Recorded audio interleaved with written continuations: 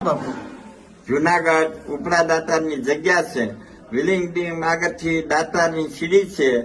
દાતાર બાપુની 1000 વર્ષની જૂની જગ્યા છે કે પટેલ બાપા હતા, રાજાશાહી વખતના હતા. ઈ બમલિંગ થયા એને 35-36 વર્ષ થયા. પછી અમારે બધા ભેગા હતા અને વિઠ્ઠલ બાપુ હતા એને 6 વર્ષ થયા. 7મું વર્ષ કાલથી ચાલુ થાય. તો આજે વર્ષોથી આ જગ્યામાં અમે આસનશીલ જગ્યા ગણાય. કોઈ પણ જગ્યાના મન પટેલ બાપા, વિઠ્ઠલ બાપુ કે આજે હું 35-40 વર્ષ થયા કોઈ દિવસ સીડી ઉતરીને પગથિયા ઉતર્યા ન હોય.